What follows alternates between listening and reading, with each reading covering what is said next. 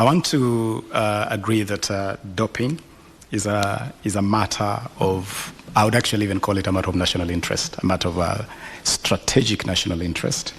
And indeed, when this administration came to office, one of the very first crises we had to confront immediately was the very real threat of Kenya being banned by World Athletics because of a doping menace, a doping crisis that had reached unimaginable levels.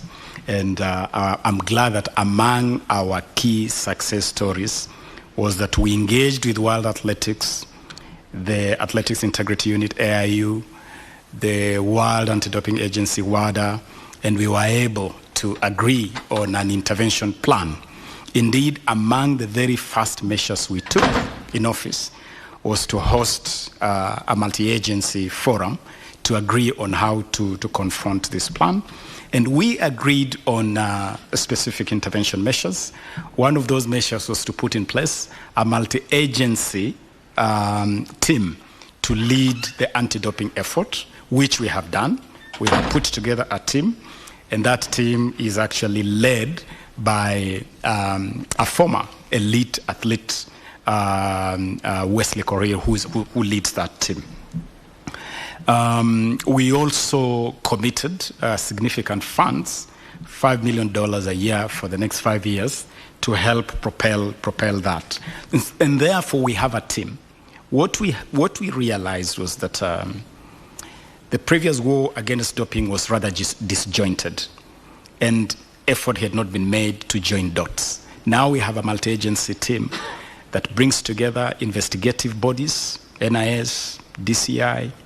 We have the judiciary that is part of this team so that we can be able to deal with issues of prosecution. We have the Department of Health, which is part of this team. So it is a composite team which can deal with this menace from prevention, because prevention is key.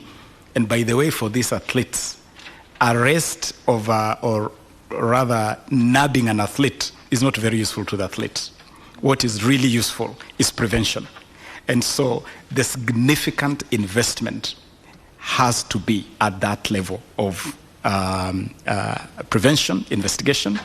I visited a camp, I can inform the Honorable Majority Leader through you, Honorable Speaker, that I visited a camp in E10. And one of the things I noted was that it is actually possible for an athlete to run into trouble by merely taking drugs across the counter. You walk to a chemist, you buy a drug across the counter.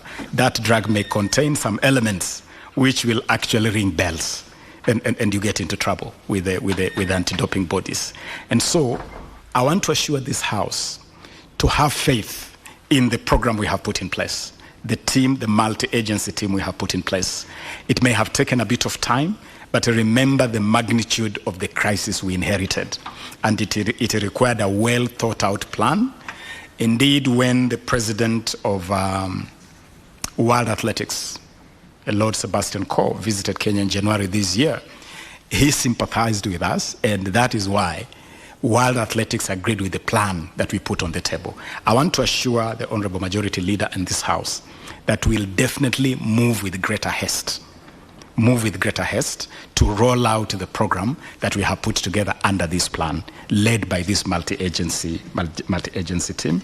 We will also be more available, but I can also tell this House that there are investigations that are at a very advanced level, at the advanced stage.